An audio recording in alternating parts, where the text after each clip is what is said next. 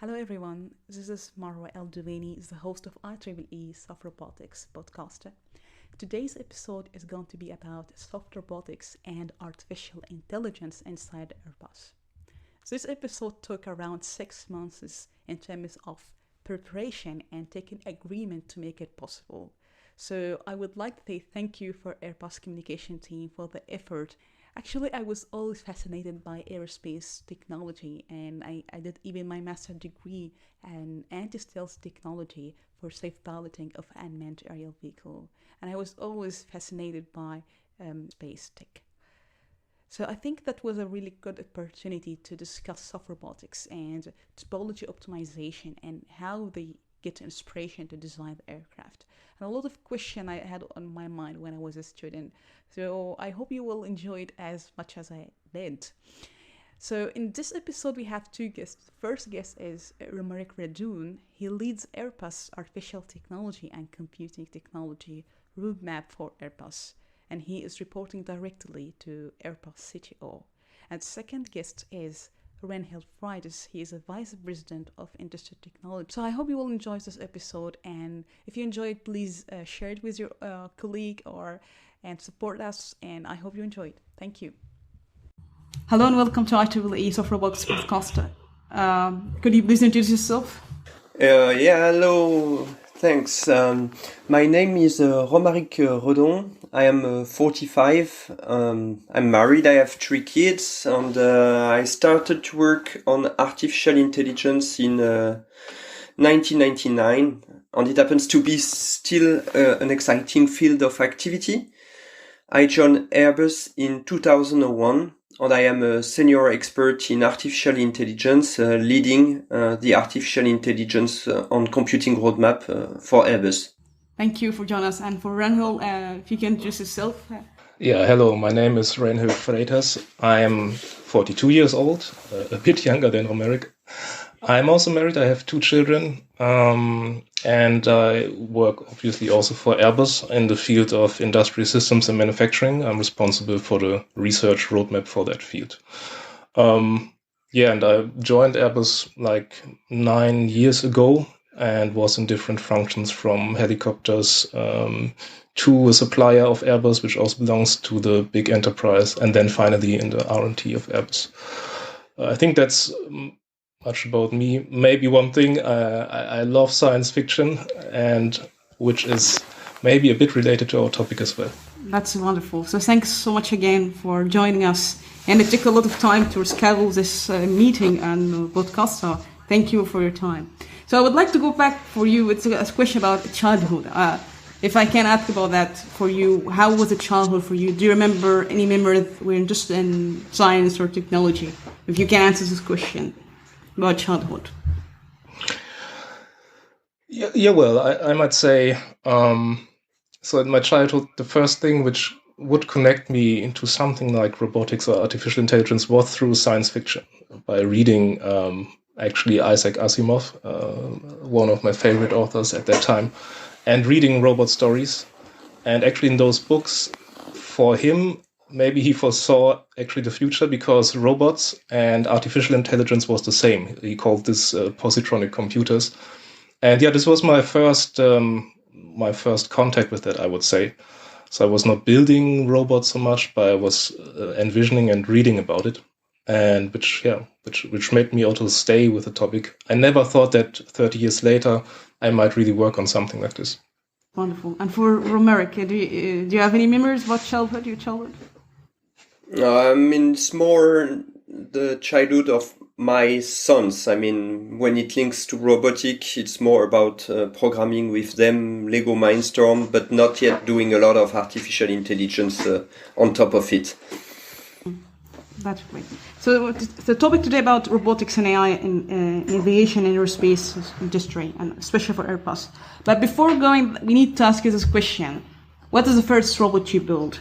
Maybe before joining Airbus, earlier in your studies, what is the first robot you built? And what's the feeling you had at the first robot you built? So for me, actually, I never had to build a robot. I'm dealing with the topic of robotics. What I can say is what was the first robot I saw, and that was a classical KUKA robot in production. when I was working on projects on that. But building one, I have actually not done. Maybe it's still to come. Yeah, that's great. Okay, and for America, do you have any memories about the first robot you built? Yeah, I mean, the robots I'm currently building are more toy robots with my kids, but I mean, I had chance in my professional life to see many kinds of different robots, including robots for space missions. And yes, I'm always amazed about these robots and keen to bring more artificial intelligence on board this robot. Great. So I think many students would like to ask this question, since you work in Airbus and they want to know what kind of robotics and AI projects you doing in Airbus. So if first of all, how you would define robotics and AI from your perspective, and what could be the most important question you should consider while working in aerospace sector for robotics and AI? Yeah, I think we'll try to give short and simple answers, even if we could elaborate on a lot on such a question. We would go with saying, okay, a robot is a machine that can do tasks similar to a human, and an artificial intelligence is performing actions that, if performed by humans, would be considered intelligent. So we try to use artificial intelligence on robotics to improve perception and decision making.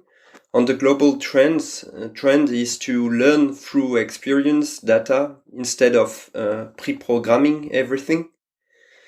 And inside Airbus, we can really consider different grades on robotics AI applications. So we have the heavy classical robotic system, industrial robots, which are used for productions and eventually maintenance of flying platforms, whatever they are, aircraft, helicopters, and so on. But also there is the rise of the light robotics automation applications, which are developed to provide assistance to various type of operators on ground and also on board. And it goes up to pilots or astronauts. And this topic is closely related to the development of a virtual assistant. What I would like to add is that more generally, artificial intelligence can be seen as a new way to program software and therefore largely applicable. So robotics is therefore only one of the main fields of AI exploration in Airbus. And when it comes to some key questions, so for sure we would like to, how can we make our robots more accurate, more repeatable, more reliable, more dependable generally? Or we can make our automation systems more adaptive, able to perceive their environment and solve problems, disruptions, unforeseen situations. Or can we improve collaboration between robots and humans, notably using artificial intelligence virtual assistant? Or can we check the correctness of the artificial intelligence and qualify its performance? And this last topic is really linked to ensure the safety of robotic systems. So these are some of the key questions. Yeah, I think you said many interesting points, and I think many students can resonate, and audience as well, with these points. I think we will cover that and later on. So, but before going, maybe I would like to ask you, what is the most beautiful and profound simple equation that inspire you while you're working and what you're doing at Airbus? Something maybe fundamental for you. Okay, so beautiful, profound, and simple equations are often physics-based equations. So we can quote, for example, the Navier-Stokes equation for computational fluid dynamics. But what is, I think, quite new, and another way to answer your question is that with artificial intelligence, there is also the possibility to learn new equations in bracket based on learning correlation between data. And I say within bracket because this represents at the same time a great opportunity and also a great threat because we learned correlation and it does not mean causality, and we could be affected by unwanted bias or spurious correlation. But these are a new kind of way to learn equations, and I find this very interesting because we are not anymore only with equations which could come from physics. We can really learn new things, but also we need to be cautious about that. I think it's very interesting. If you can elaborate more this point, because I think that's super interesting point you think that how to be cautious about learning. What do you mean? If you can give an example. I will give you more example. I mean, mostly we do have to care about guarantees we provide on what we learn. So we have to find a good balance between performance on the one side and guarantees on the other side, because we do apply AI in many applications where safety is involved, for example. So we need to prove that our design of the system is safe. So we need to really define an architecture which maybe make use of some AI, but which is still safe. And this is a key aspect for aerospace industry. Mm. That's a good point as well. You say it's interesting. Do you think that with descriptive model techniques for if you design like a certain structure for the airplane, so do you think it is still challenging to get all the parameter you want for your model to just predict how the behavior would be? Do you think it is still challenging, or how you can overcome that you make like intelligent prediction about how the structure would perform upon you since you have this modeling or design? Do you think it's still challenging, or with using artificial intelligence it's become easier? No, it's for sure still challenging, but I mean we have now we can combine model-based approach and data-based approach with AI to have better modeling. And this is what we try to do. We try to use the best of the two worlds together, doing some hybridation. But the two have interesting features, and for sure, aerospace industry is also an industry where we do have a lot of data available. So we can also learn from data at the same time that we really use physical equations, and we really try to use the two together. But still, it's an open challenge, and we have a new tool, which is AI, which could help us to go a bit further. So I think the question related here, I think that's something related to safety and how to have intelligent descriptive models for designing parts of airplane. But I think this is a question related here. What is the most inspiring living creature for airplane design? Of course, there's a lot of stages happening to get inspiration, either biomimicry or biomimetic. So if you can tell us more about how the design, because we know there's a new generations like Airbus 38 and 380. And so if you can tell us more how the process is going for this inspiring, to get inspiration for your design process for airplane design. I mean, we can always come back to birds. I mean, birds have always been very inspiring.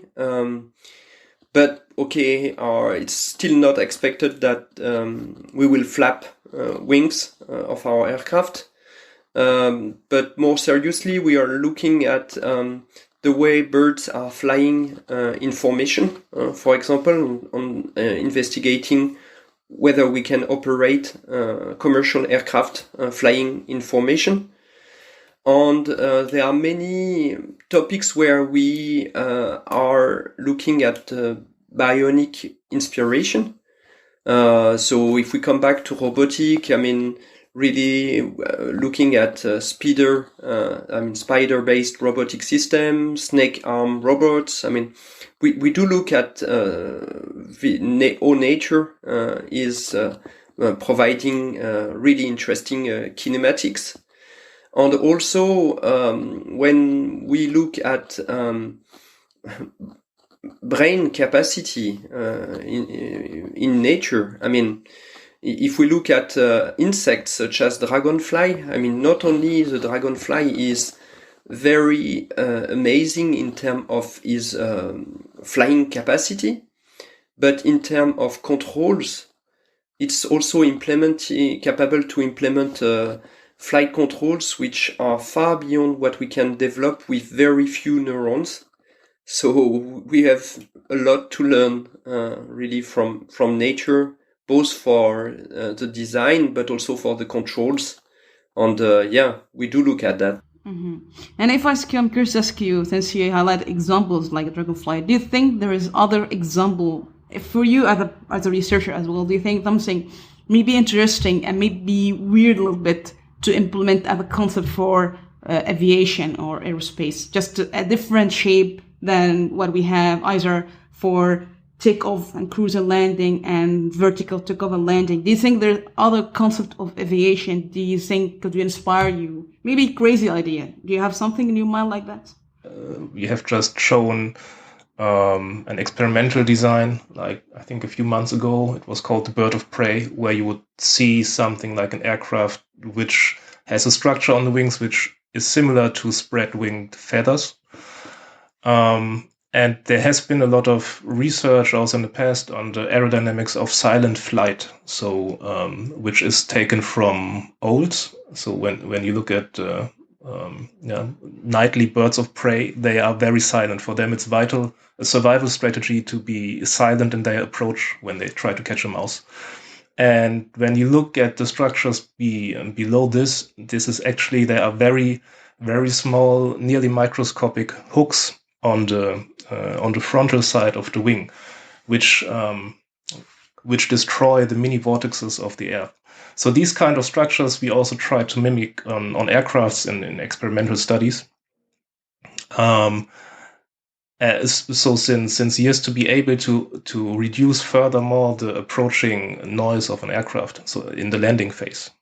Because as you might know today, the noise that an aircraft produces when it's landing is not anymore governed by its propulsion system or by the engines. It's really governed by the noise that you get from the airframe that where just the wind is going over it. So these kind of things, so typical bionic inspired designs are ongoing research at Airbus. That's interesting, yeah. So if you can tell us, Reinhold, about your work at Airbus for our audience, what are you exactly working on right now? So to frame it in the focus a bit of robotics, we are working on a broad field of applications, not only for robotics, also for AI. But in the robotics field, we are currently trying to, let's say, increase the application of robotics in our production. Today, we don't have a very high level of autonomous automation in our production. We have a few classical robotic systems, but more and more we try to also introduce what we would call light robotics or soft robotics for several tasks.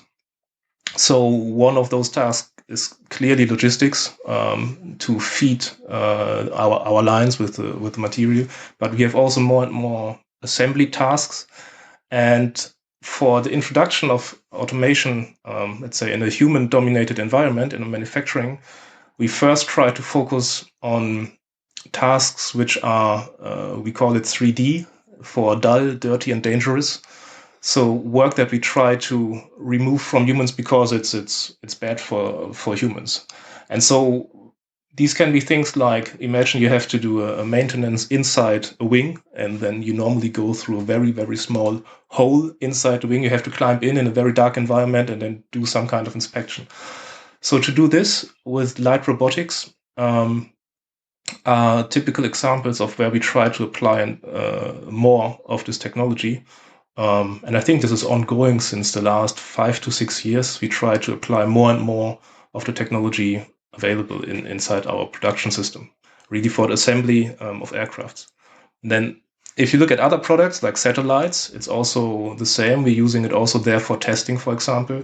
We're using also robots to test, or it's more like AGVs, so to test the unfolding of the solar panels of satellites under conditions which are close to what you would have in no gravity. So this is also where you use, we try to expand the use of light robotics. That's super interesting as well. And I think I would like to stress, you mentioned soft robotics for maintenance inside the engine. If you can tell us about what is the challenge and limitation, because I think maybe audience can know about that it's very sensitive when you work with the engine, and you have to be cautious about tiny parts can cause a huge damage and explosions. But how the scenario for failure? Do you think that there's a trust issues about using soft robotics, for example, you said maintenance for engine and checking the parts? Do you think there's kind of limitation or challenges? And what happens if there's a failure happening for this soft robot for doing the function inside the engine? Do you have this kind of questions going on and discussion? Yeah, I mean, yes, of course. I mean, safety, not only the safety for the human, but also aviation safety. So safety for the product is, I would say, the most important point for every technology development, especially now with more automation and robotics. So you have to distinguish between the task of just inspecting something where you are practically not, where it's not intrusive, where you're not modifying something. And then again, the task of also doing maintenance work, of really applying structural work, maybe drilling a hole or something like this. If it's about inspection, then again, you have to see the aspect of getting just the data to collect it with an automated system. And the other one, where it comes in the field of AI, which is Romeric's specialty, then it's about the aspect of the recognition and the visual recognition. If you do it completely automated, or if you have a human in the loop, and how do you combine it? So actually, we are having a lot of projects on which either just use automation and robotics for capturing the data, but then put a human in the loop to make the check of the data. But we also have more and more projects where we try to have a hybrid version, or let's say augment the human in the analysis of the data, or pre-analysis. The question may be related here about what are the most misconceptions about robotics or AI in aerospace and aviation industry? Do you think something maybe you and Romeric have witnessed? Or maybe the general public have misconception about it? So I think on this, the first misconception is really that robots or AI would completely replace workers everywhere in the factory, at least in the aerospace. I think, of course, we try to change our production system for more automation, but the most successful systems are actually where we achieve to have an integration of highly skilled humans with automated systems. The replacement, at least until today, or a pure replacement, a one-to-one replacement, normally is not the most effective solution, and also not the most cost-effective solution. And another misconception, I think, today is that you would be able to take just AI off the shelves as it is currently available, and then directly apply it. Instead, it's more that we have to build a system for learning how to integrate AI with what our workers are doing. And you need to have, let's say, an AI compatible environment that you need to build where you can really use it. You cannot just take it as one brick, put it into your system, and then make it work. I think that's a too simplistic approach, because there's a lot of, let's say, since the rise of deep learning in the last years as a, let's say, refreshed field, there's a lot of hope that you can just simply magically put some things and then automatically everything will become better. But instead, I think we believe that you more and more have to have an AI-capable learning system overall, which includes a lot of aspects. Just simply like the robots or also soft robots and automated systems cannot one-to-one replace a worker or working routines. You can also not take an AI and think that it can simply replace a human brain and it's done. So it's aspects of a bigger system where they can be integrated and bring a lot of value. And I think this is what we have understood for ourselves, that you cannot take a naive approach, just take a technology and put it as a brick into the system and then improve the system by this. And I think maybe there's a question also, since our situation about COVID-19 situation, and I think we had this discussion before about how they would affect the aerospace industry in general. So maybe what are the biggest technological roadblocks that could face aerospace sector after COVID situation? I think there's a lot of changes maybe happening. If you can tell us more detail about what is the roadblocks do you think in this year and coming year from your experience? I think on this one, I mean, it's two things. We have the normal technological roadblocks that we had before the crisis. And I think for the aerospace sector as such, one of the big things is the increasing congestion of aerospace. This was what we had before the crisis, because every 15 years we were seeing a duplication of the worldwide aerospace, so of the number of flights and travels, which leads to a high congestion of the airspace and also leads to, let's say, a reduced on-time availability of flights.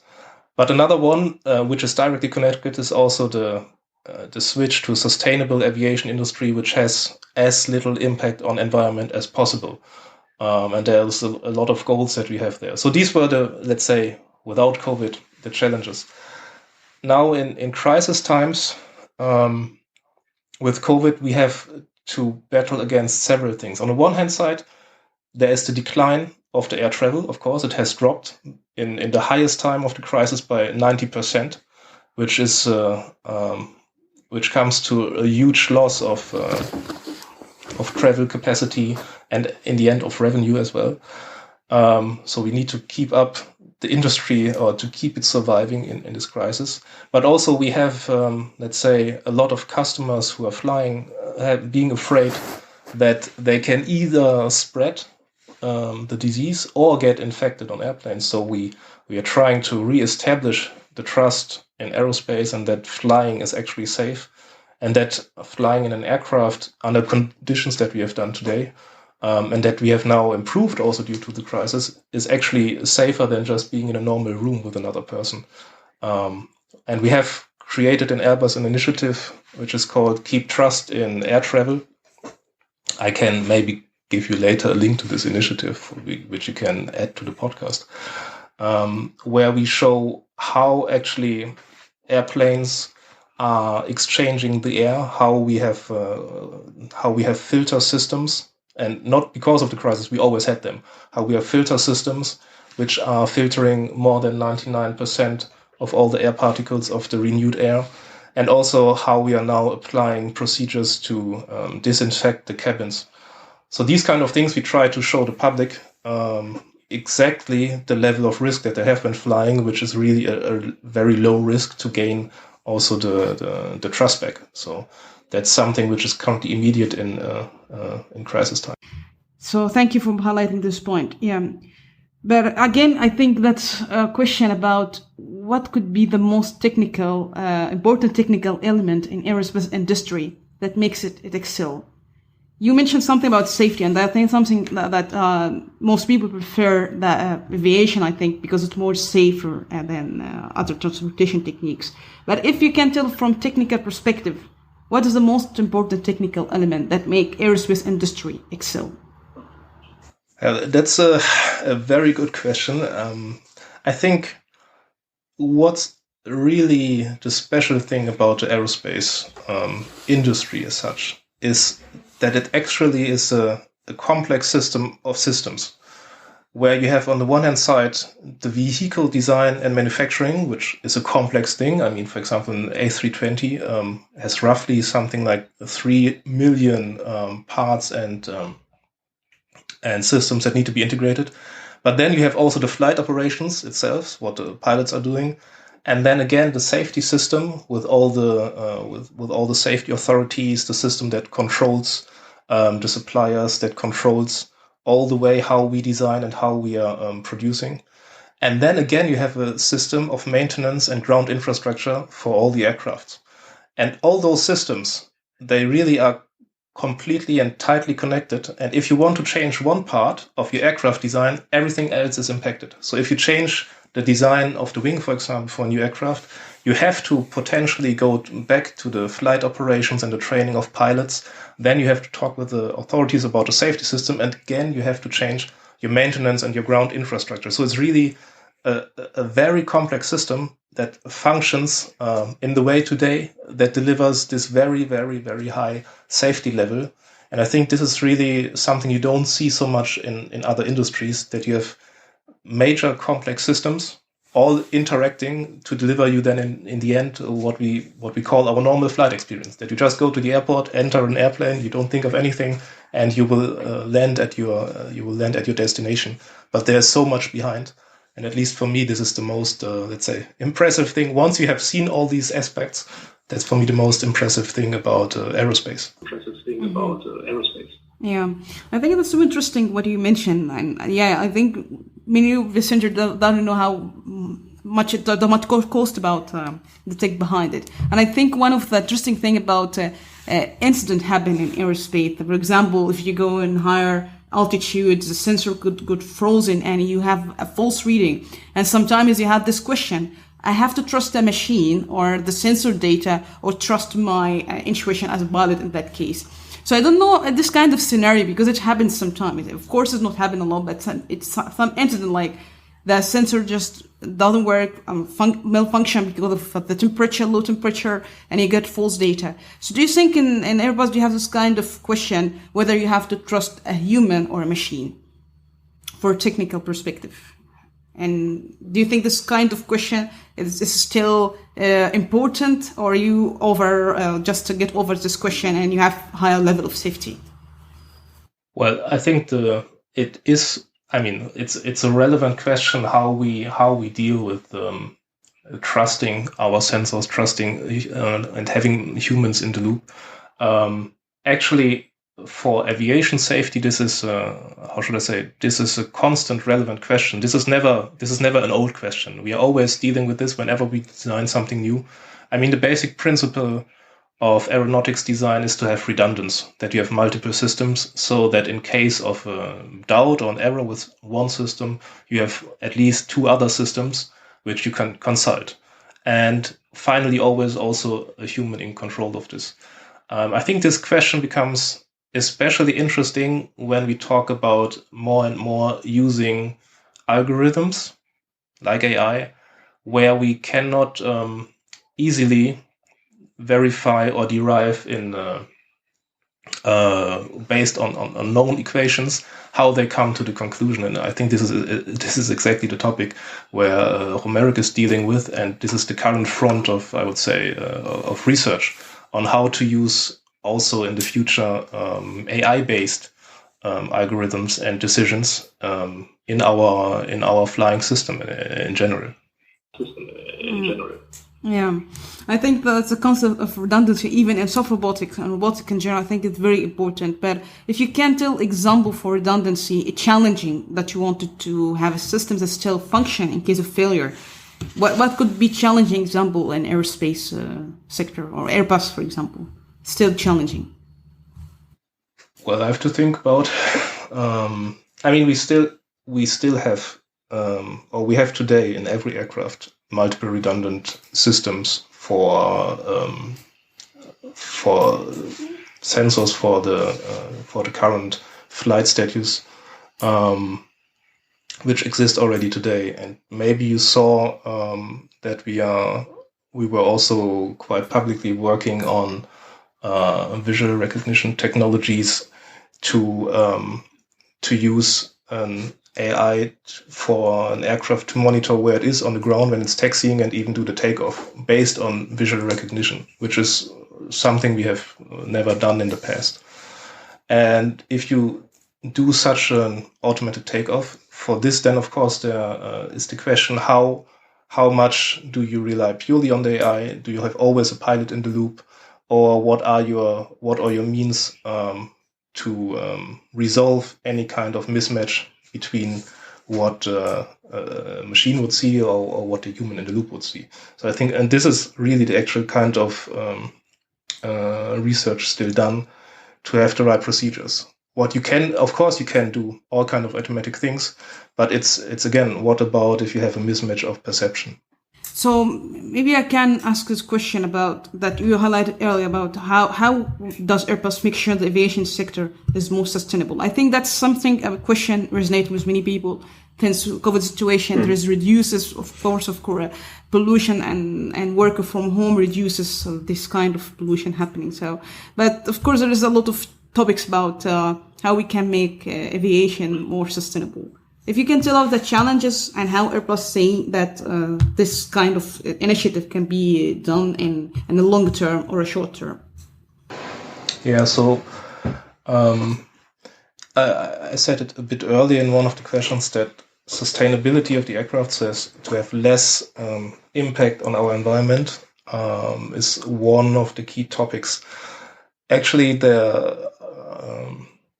our CEO has told in June, I think this year, has reconfirmed that Airbus will continue to have a leading role in the mission to present the first zero-emission aircraft by 2035. I think he said it publicly that we are working on the technology to create a zero-emission aircraft and to also try to bring this really then to the market. I don't want to elaborate too much on it because there will be actually an Airbus press conference on this in the coming weeks, where our CEO and our top management will actually elaborate much more in detail on what this future zero emission, let's say, aircraft mission for Airbus, what it means and how it will be. But once it's available, I can definitely also give you a link to this.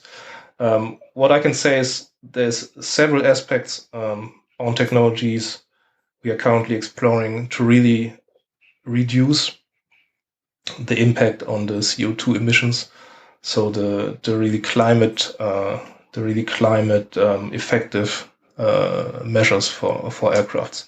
And I think it's widely understood now in the aerospace industry that we try to not further increase our current footprint that we have on the environment, but still that we plan to have more aircrafts, or potentially when the crisis is over, that there will be more flights, so the growth might continue, but that we really want to manage this by directly reducing the global impact that it has. That's great, but I don't know if I can ask that from technical perspective for the audience, maybe interested in, because we know when you design system for energy storage, and for example, the example of solar drones, by solar powered drones, for example, there's still a challenge and limitation for the energy sources. So maybe from technical perspective, if you design the aircraft to be sustainable, do you think there's a challenge and a limitation so that you can move from fuel consumption to something electric or maybe solar powered? Do you think what is got the challenges? Do you think it will be shifted completely how the design for the aircraft? Do you think, if you can tell, I don't know if you're allowed to speak about that from technical perspective? Well, at least some things I can say. What is clear today, we would not be able to make in a very, very short time a switch of the energy source, simply because of availability. For example, of course, we had in the past a lot talked about biofuels, but also they have a big impact on the environment. You cannot just convert everything into biofuels, and there's not enough capacity on a very short term to do this. And then you have other safe aviation fuels, which are not biofuels, but also artificially generated, but also they have the capacity to create enough volume to have the same, let's say, order of flight operations like today. is simply not there. So going to alternative energy sources and maybe using also some substitutes in between is really a midterm and long-term story that needs to be prepared with the whole industry behind.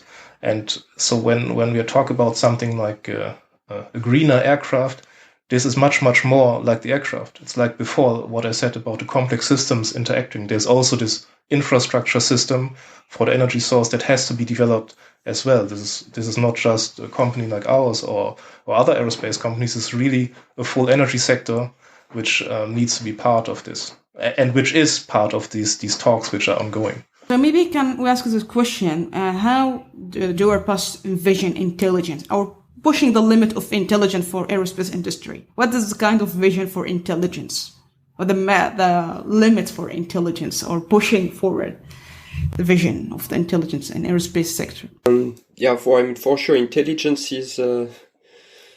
We can spend endless amount of time to discuss what is intelligence. I mean, in the context of AI and robotics, I would refer to a virtual or a physical agent that is capable to partially or completely perform autonomously what is known as the OODA loop, which means observe, orient, decide, and act. So we're really coming back to providing more autonomy to do the perception on the decision making, and to implement that either in physical agents, really robots, or potentially virtual agent. So yeah, going back to the technology, this is the way I would go define it. And what kind of pushing the limit of intelligence? Do you think that there's vision, 5 years, 10 years, something we want to achieve? For example, many people dreaming still, we have it in the market, but still not really official release, flying cars, or just kind of sort of this kind of, so that people doesn't have a license, like private pilot license, can have a flying car. Do you think this kind of intelligence, that how you have this interaction between human and aircraft, how this interaction is happening in a more easier way? Do you think that's something could be related to intelligence or design or something? Your question is linked to the kind of applications which we foresee. So for sure, there are some which are very inspiring, such as flying cars, and we do have them on our agenda. What I want to say is more short-term artificial intelligence is already used to accomplish many tasks which generate value for Airbus, such as extracting information from satellite imagery or doing predictive maintenance. It's true, this is not the more inspiring, but already generate a lot of value. And yes, when we want to think about the limits, the limits are definitely AI used on board flying platforms, potentially for safety critical, for critical or safety critical missions. And there you can think about urban air mobility, for sure. I mean, you can start with commercial aircraft, military aircraft, helicopters, urban air mobility, and also we have on our radar deep space exploration mission. And yes, here we would need really to tackle some of the open challenge we have today with the existing AI capabilities which we have. So we will need to go beyond what we have as of today. And the aspect of the collaboration with the human is also key, because the more we will go for AI, the more we have to invest on the human-machine interaction aspect, because it will become a critical aspect as well. I mean, it is already, but it will be even more of a concern if we have something like a virtual co-pilot, for example. Do you think that virtual copilot can be something applied in coming years, or because we didn't see it applied officially, right? We are working. We have a roadmap towards single pilot operation. So the approach is, for commercial aviation, the approach is to try to reduce the workload for the pilot, providing assistance to the pilot in order to move to single pilot operation. So after you can call it virtual assistant, virtual co-pilot.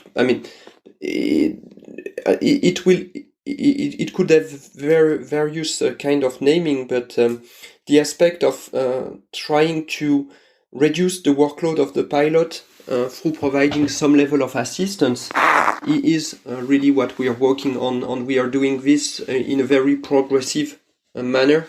We don't expect it will be something which will be this is going to be a long journey, and we are doing that together with really all the authorities to ensure we will improve the safety and not reduce it. And when I say improve the safety, always people think about the risk of an AI systems. Also, you can really think, in the context of urban air mobility, what would be the safer? Having an AI piloting your flying cars, or having yourself piloting it.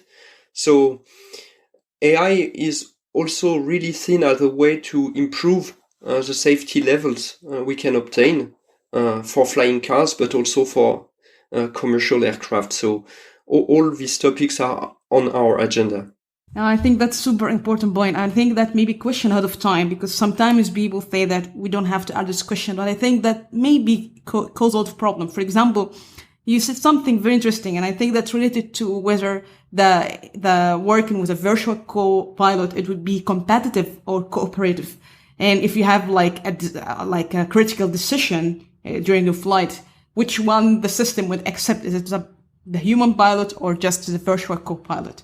I don't know that maybe it's a silly scenario, but I don't know how you envision this kind of working together with virtual co-pilot and human pilot. Do you think it is competitive? It's going to be competitive or cooperative system?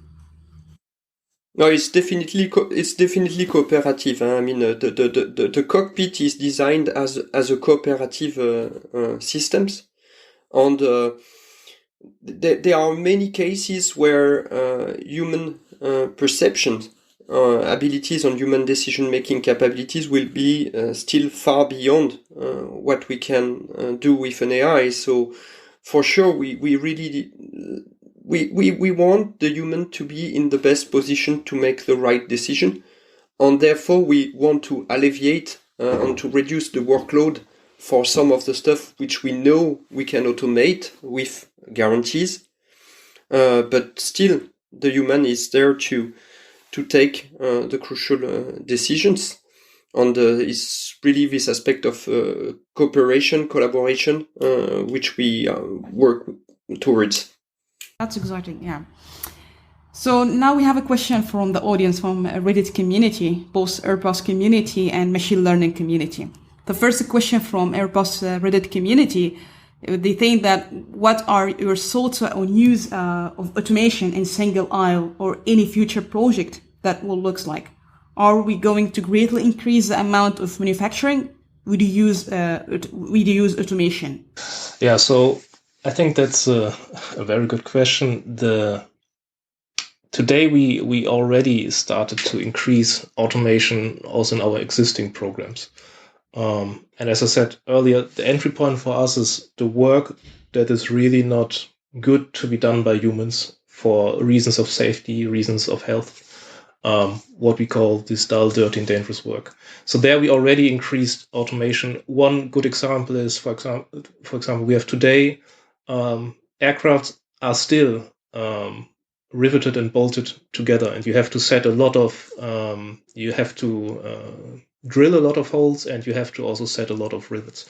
And the drilling of holes is still happening in a lot of places manually. So in some sections, more than 40,000 holes need to be drilled. And when you see people doing it inside an aircraft, you sometimes have very, very close spaces, very tight spaces where somebody tries to squeeze in and to make this drilling. And those we start more and more to use robots and robotic systems, light robotic systems, that are able to get in very tight spaces and do the drilling there. The same is for the inspection. So this is already happening. This is what we also try to do. And more we try to bring these kind of technologies also in our future assembly lines for future aircrafts. And to do this, so when we're thinking of the next single-aisle aircraft, one key for being able to apply more automation is really to design already your product in such a way. So there's a lot of rules you have to already respect into your design so that you can, let's say, in a economic way, apply automation. So you have to go for standardized products. You need standardized tolerances, and you also need then standardized solutions for your industrial topics, which leads that you can use standardized robotic automation systems.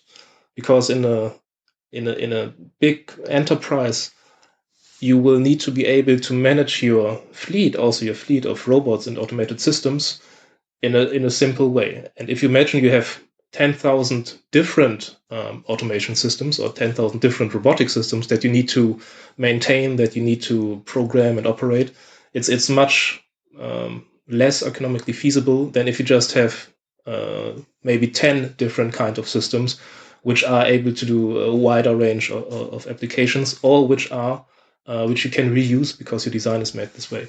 So this is exactly what we try to implement now in the beginning of the creation of a new aircraft, and to have it as a part of the design requirements from the beginning, what we call design for automation. Mm-hmm. That's a very good point. Yeah, thank you for highlighting this point. Yeah. So the second question from machine learning related community, they think that as such for future project, are we going to see an increase in DFM with a view specifically towards automation to enable higher productivity and production rate when machines are used in manufacturing? What is the game you are into? Yeah, so it directly relates to what I said before. Design for manufacturing or design for automation is really also what we consider as the key for heavy application of robotic systems in production. You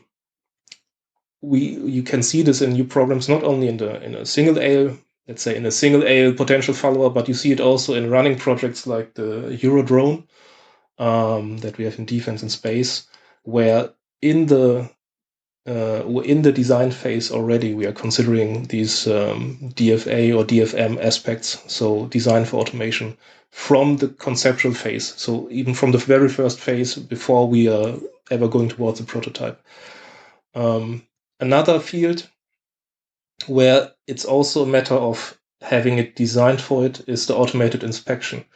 That's actually not such a new field. It's quite a classical field for robotics. We have a lot of systems that for the inspection, for example, of our structural parts, if you think of a big panel, it can be, for example, a composite panel, where you already have ultrasonic array systems, which a robot will lead alongside the big part and then makes this automated inspection. But if you want to go for more, let's say, complex geometries, for example, if you imagine you have some kind of frame with a Z shape or Z shape, where you cannot just simply, where it's not easily to access, there it's really a question of how you have designed these shapes. If you design them in a way that you have open accessibility, then you can also automated inspection, at least with, let's say, today's state-of-the-art technology for robotic end-effectors. And this is exactly already something where you need to have a design for automation aspect. So the person that makes the design for a specific new part with specific requirements on the strength and thickness already has to think about to make the shape in such a way that you can use an automated system so that we can later in the process where we have to then check the quality of the part, really have use of an automated system and maybe plus even an AI in the background. I really like this point about the shape design, because I think I'm really passionate about design. But I think in academia, I would like to mention that we don't think about this, as you mentioned, how this correlated to automation and in industry.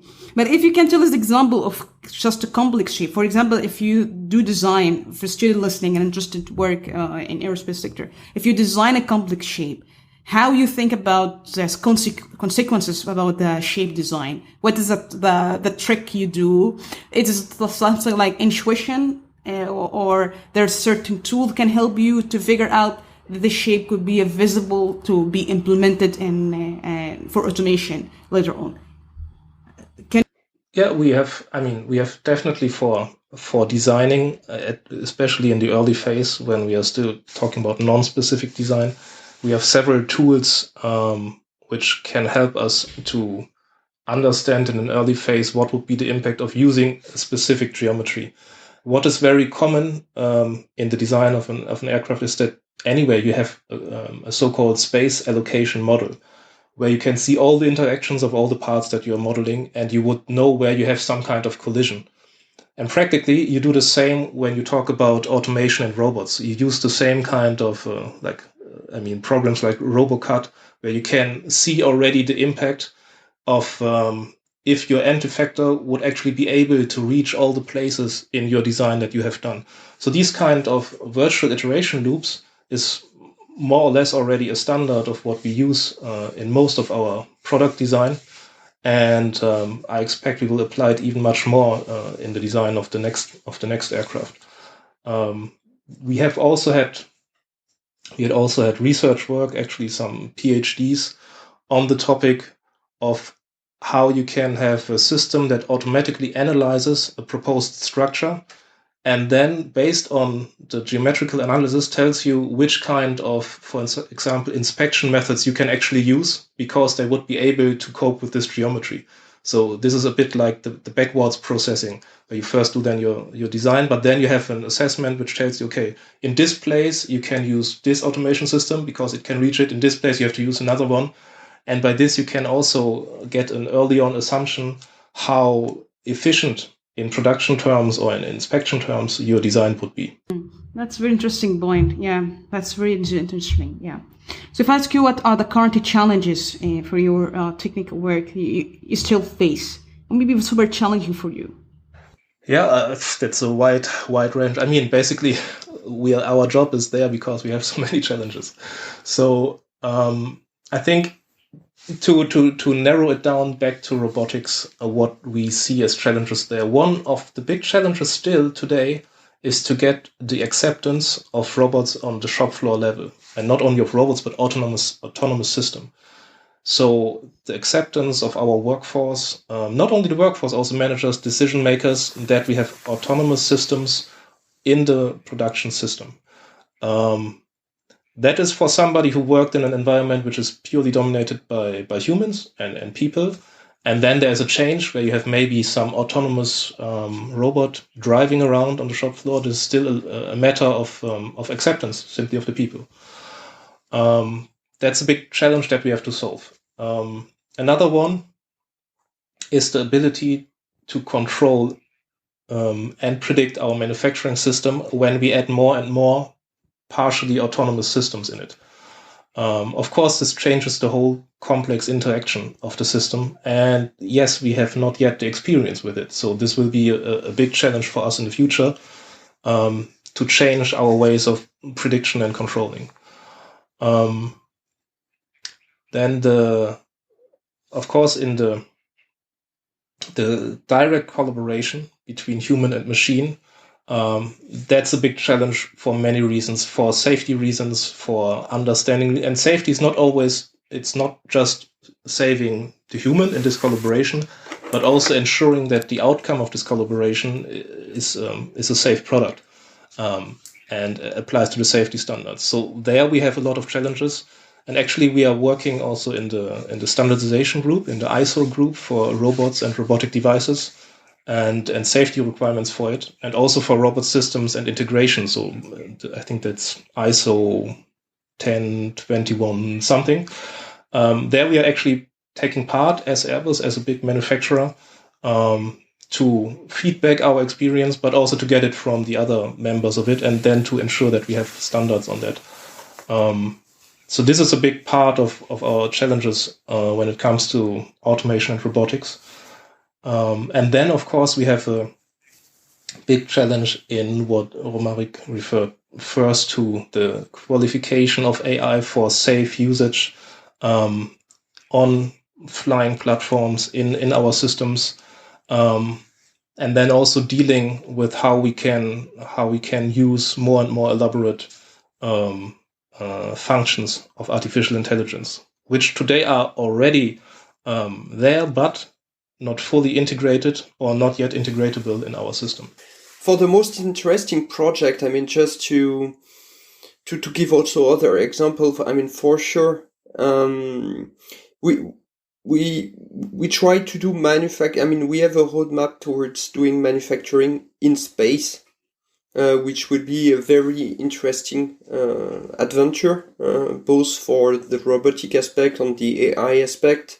So the idea is really to use robots that would assemble satellites or spacecraft in space. So this is really something which is very interesting. Also, another project, and we can provide references for this project, is the Simon project, which is about having a flying virtual assistant in space. And in fact, we do have already something, I mean, first version of Simon flying into the International Space Station, and we are working on the second generation. So these are very interesting projects where both AI and robotics are coming together, and we could also go to more, but these two are good examples. Mm-hmm. That's great. I would like to ask you this question. I don't know if you can answer it for the context of the podcast, but I think that's kind of discussion we had all the time about the commercial space flight. For example, Richard Branson has done that, I think, since 5 years ago or so, and also Elon Musk about commercialization of the space flight. Do you agree with that, this concept? And do you think Airbus would be try to do something or strides in this line, or it's not safe enough? Because there's a lot of argument about commercial space flight for tourism, for example, or I don't know what your thought about that. Well, I think I cannot elaborate on on an Airbus position on this, but from a, let's say, personal point of view, on one hand side, I think it's always good if you have many players in a technical field to, let's say, increase the diversity and to find good solutions. That's very clear. Then what makes, I think, aerospace industry, and specifically if you go to space, quite outstanding is the safety levels that we are applying and how we try to, whatever we are building, we always try to build upon this level of safety that we already have, because there's so much at stake. And I think that must be the really one of the key aspects in whatever you're doing. If you bring more players in the field, I think this must be in the foreground, that you are not compromising your safety.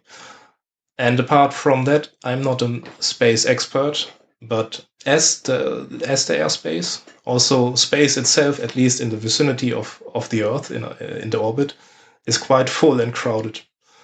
And I think we have to, all of us, not just aerospace industry, everyone has to also ensure that also the future generations can assess the airspace as well as space around the Earth in the same way. So this is, whoever does it, if it's commercial or if it's public or military, it needs to be clear that the access to these, let's say, human assets stays open for all of us. So we have to be very responsible on how much we put where. I think this is really key, no matter which industry.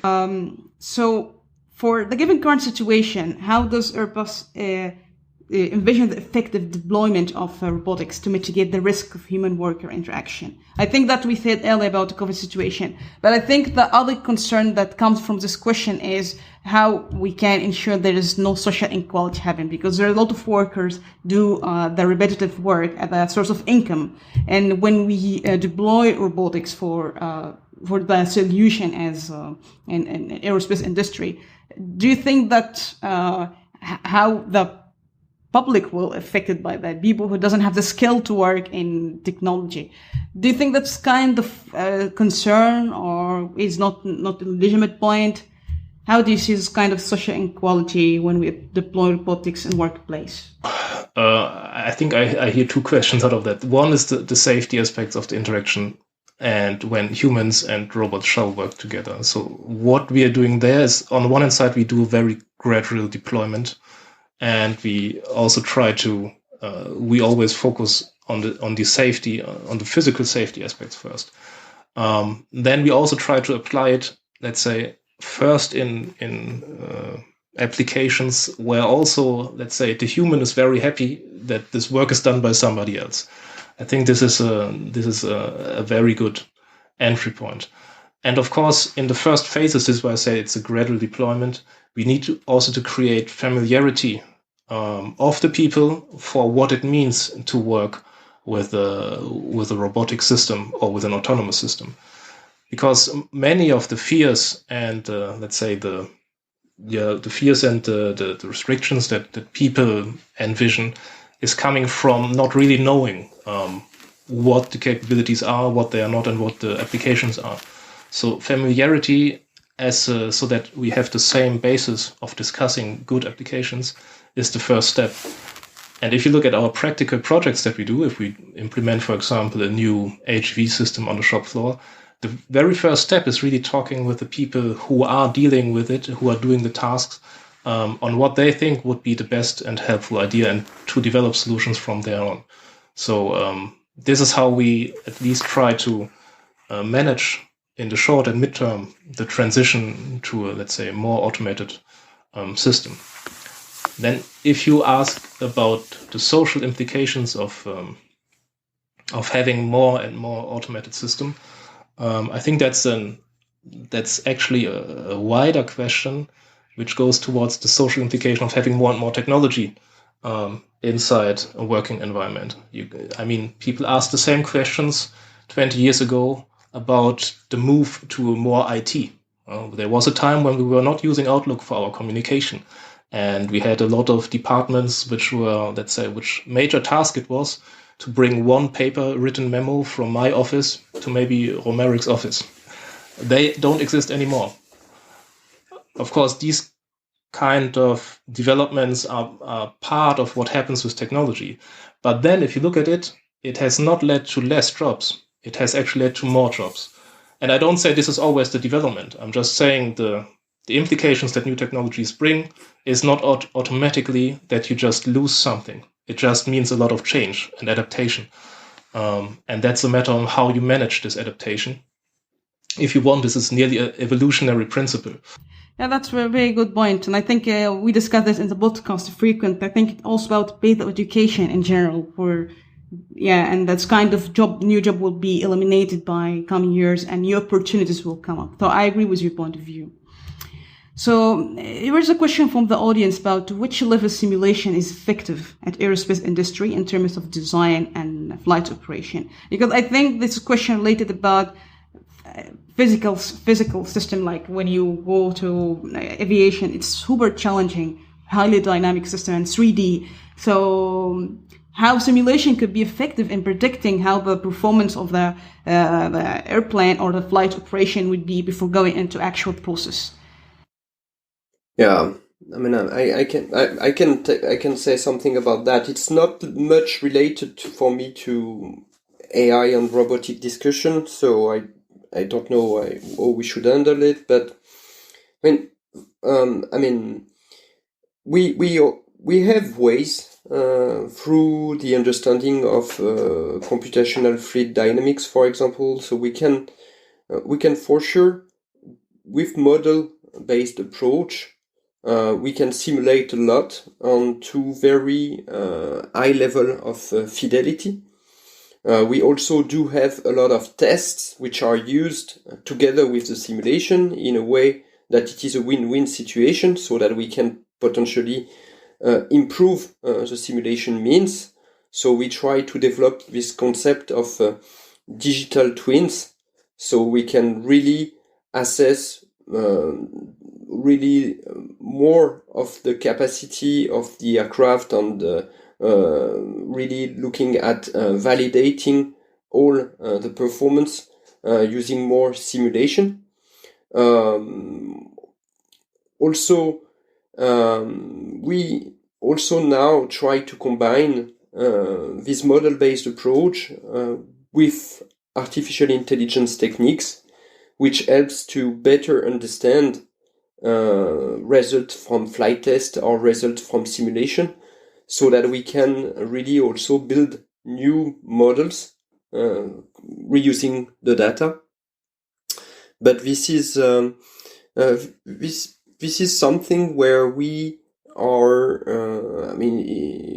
For sure, aerospace industry is one of the industry where we do the more simulation for the sake of testing the performance of the aircraft and verifying and validating this performance, and ultimately also iterating with physical testing to really come to the level where we can prove to authorities the performance and the safety of our system. So we do have to come with justification for all what we do in terms of ensuring we have followed the right process, and also we have obtained the right level of guarantees on the way we design the aircraft.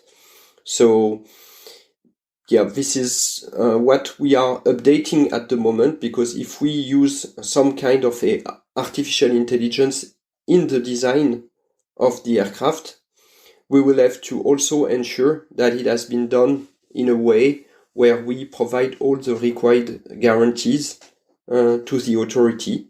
And this is what we are working on, because we need to update the certification approach together with authorities to take into account this kind of new technology. Very shortly, what I can say is the more challenging problem for artificial intelligence will be to use it on board for safety critical functions in the context of commercial aircraft, military aircraft, urban air mobility, and deep space missions. So it's the step to bring it into on board for safety critical function. So this is the really the challenge we have ahead of us. I would like to ask you, what are the most interesting research or application of AI in aviation aerospace industry? Beyond the simulation, what something could be interesting? Yeah, it depends what we mean by interesting, because interesting is quite used for many different kind of meanings. But if you think interesting in terms of value it brings to the business, then already currently AI is very efficient to extract information from satellite imagery, to do predictive maintenance, to automate perception tasks more generally.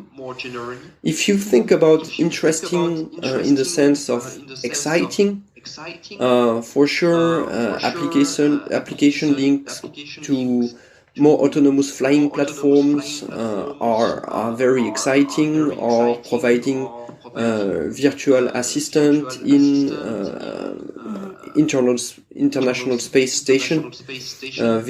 This is very exciting. If you think interesting as important, then it's really the topic about certifiable and trusted artificial intelligence, which is a major axis of research for Airbus, because this is an area where today we don't have the required level of guarantee with modern AI, which is data-driven AI. So data-driven AI is a way to achieve a high level of performance, but not necessarily a way to get high level of guarantee. And this is really an area where Airbus is investing to become a leader in terms of research and also application for ensuring safe introduction of AI into our flying platforms, but also for on-ground applications. Thanks so much for being precise. I think I learned how to formulate the question. Interesting. And I think that's really a good point to be precise for the meaning of the application. So thank you once again. Thank you. From your experience, where innovation comes from mostly? To be inspired and innovative, especially in designing or when you have technical problems, where innovation comes from, do you think? So, I mean, innovation globally is a win-win situation between business pull and technology push. And in Airbus, we really try to empower our engineers through supporting ideation processes and developing entrepreneurial mindset. So we have a line of effort which is really towards our internal workforce, which has been quite successful. And for sure, we also rely on open innovation, where we try to work more closely with startups. So we have an Airbus Biz Lab where we try to host some of these startups. We also sometimes try to invest in startups through Airbus Ventures. And we have scoutings which are really dedicated to look for new technologies and new trends. And last but not least, I mean, I think we try to get our engineers really open-minded on working with partners, because many of our innovations are coming through also our network, our partners, and so we'd better to embrace ideas from outside, and this is what we try to enforce. Initiative, a great initiative, Flyer Ideas with Airbus. I don't know if this is still running, but it was a couple of years ago. It was really an interesting initiative for a student to participate with innovative ideas. Yeah. And I think the question related here, do you think ego is important while working in development sector for aerospace industry? Of course, when you have a design or idea, sometimes there's a lot of ego happening that I have this opinion. So how do you think ego plays a game in proposing new ideas or arguments in design or technical problems while you're working? In fact, we believe it's more the other way around. So you will obtain better results if you are egoless. At least this is the case for our boss role, Rainil and myself. So we'd better promote no egoism, to work cooperatively, to create and inspire true team spirit. Pushing for self-awareness and understanding and caring for others, and embrace the complexity while able to simplify when working with others. So this is more in this direction. So does it answer your questions? I think that, I understand you, but I think maybe it's in academia, it's an issue about ego. Sometimes you have ego as a superior and maybe as a victim. And I think when it comes to the design or maybe a technical perspective, sometimes it's super challenging if you have different ideas for certain approaches. But I don't know how as with your team, how you manage this kind of ego when there's ego happening. Do you think this is happening or maybe it's not happening? I don't know, but I'm asking, do you think ego sometimes is important to say that is a good approach? And I think that's my point is, I don't know, maybe it's not happening. I'm asking, do you think ego is important while you're working? No, we do. We do. I mean, not related to ego. I mean, we are pushing for a speak-up culture inside Airbus. So we do want people to voice any kind of observation issue they would see or proposal they would have that could have, for example, an impact on improving the safety. So we do, there is a culture about speak up, listening, and all of that is going more in the other direction, that we should not just be executing messages which are coming top down and so on. So, I mean, this aspect of ego, I think we are more trying to promote really an open collaboration between the different employee, engineers, partners, and this is actually quite something important as we are dealing with a complex system of systems. So, as mentioned by Reinil, we need really to understand all the different concerns to do the best trade-off. And so this is more the way we try to move forward.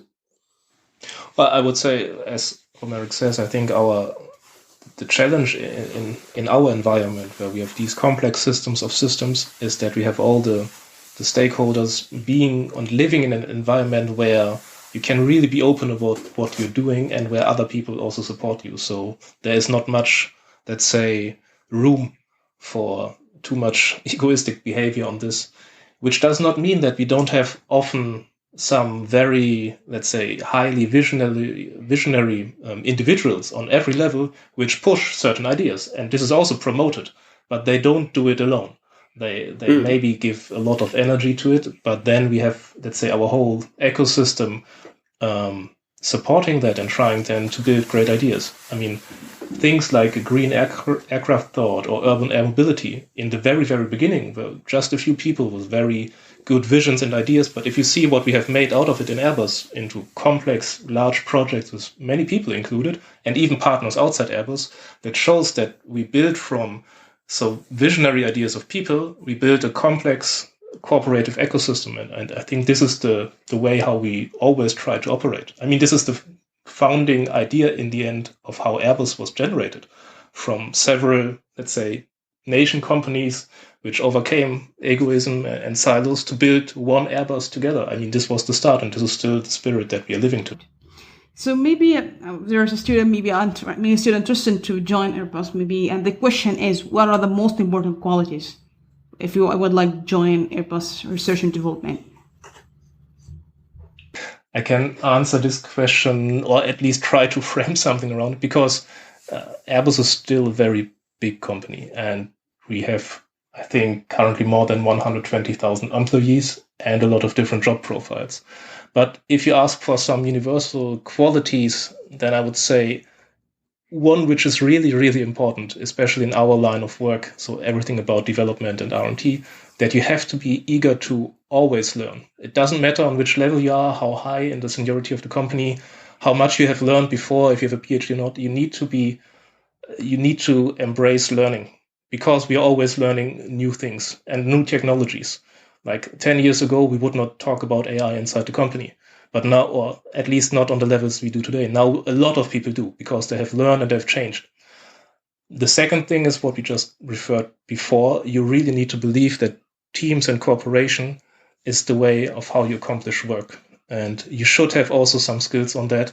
You should have done it before. You should have worked with others together, not only in being able to speak with other people, but really also knowing what kind of collaborative tools are used today. Maybe to also learn this at university already. There's a lot of tools which today really support this, and I think it's good if you have some basic training in it.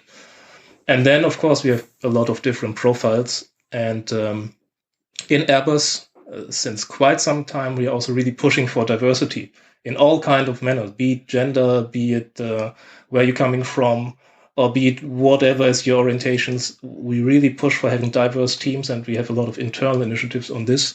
So openness to diversity is really also a clear precondition that somebody should have who wants to be part of Airbus. Maybe this is a fun question. Do you have any robots at your home? What kind of robot you would imagine to have if you have any robots at your home? So I don't have a robot right now at home, but surely I would like, if I have a wish, I want to have a robot which is able to iron my shirts, which can really do that. That would be my biggest wish for a home application robot. That would be most practical. I hope somebody comes up with a let's say, cheaply available version of that. And for America, do you have any kind of wishes for a robot at your home? Yeah. No, I don't have any robots at the moment. I have only kids, and I would say they are far less easy to program than any kind of robots. But no specific expectation at home, I would say. Okay. And for the book, which book inspired you? Both of you, and would recommend? So on books, in terms of inspiring, nothing to do with it robotic at all. For me, it's David Copperfield from Charles Dickens, because it's a story about an orphan boy who has, let's say, the worst preconditions in life, but still manages to make a great life, and is also helped by some people. So it's a true story of hope, I would say, and it's my favorite inspiration, because it just tells you how bad your initial situation really might be. Depending on yourself and also on your values, you can end up everywhere. And this is something I really believe in. So I like this one a lot. I can't agree more. I read this book and I was crying when I'm reading that. Yeah, it's just, I agree with every word they say. It's a fantastic book, yeah. And for Romeric, yeah. I was more thinking something in the scope of helping me at work, and something which was very interesting was a book which is called The Learning Organization. It's called The Fifth Discipline. It's from Peter Senge, which was, and I think is still, an MIT professor. And I think this book is very interesting because ultimately, this is what I would advise to aim for, building a learning organization. So maybe you're not the best at a given point in time, but if you have a good learning organization, this is the way to become competitive, and this is the way to also develop people and so on. So it's a key aspect that I have always tried to push for. Mm-hmm. Yeah, great. So finally, what was the best advice was given to you as a person and professionally, and was a life-changing? Something in your journey was a life-changing advice?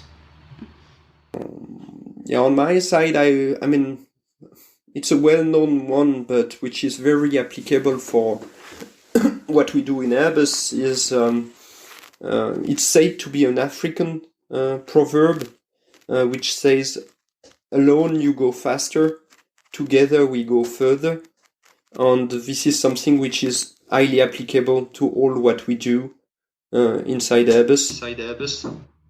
Yeah, that's great. And for Reinhold, do you have any advice given to you? Was it life-changing? I think one of the best advices was when I was standing in front of decisions, that people, at least some, told me to go for what I really like and what I think deep down in my heart is the best option, even if it doesn't look like the most easy option on the short term. To really go for what you believe. And normally, and along with this advice goes, what you might believe and what you want is not coming maybe in the short term, but if you stick to it, then nearly 100% in the midterm it will come, and there will be new occasions where you can exactly achieve it. But you have to stick to this, to your own truth about it. So thinking beyond your short benefit, I think, is one, especially also for students, when they want to go for something and have this initial idea and then think, oh, it was so hard in my studies, it was so hard to get the first job.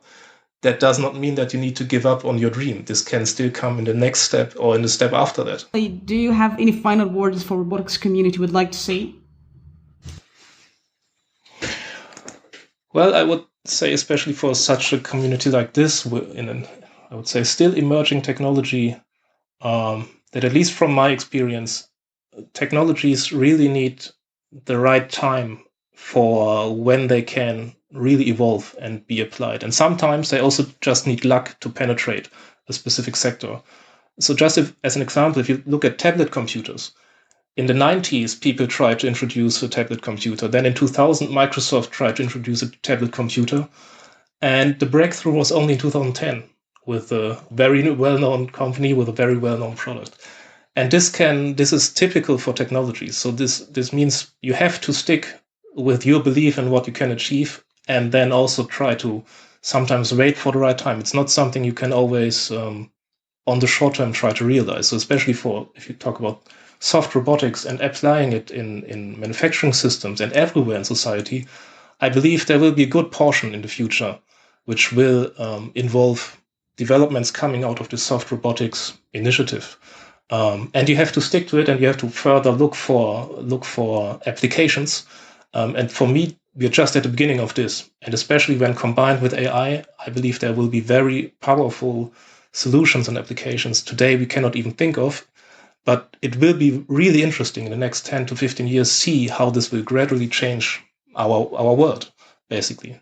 And so I think it's you really need to stick to this if you have the belief and the interest, and then to maybe be there at the time when the iPad of the soft robotics will emerge.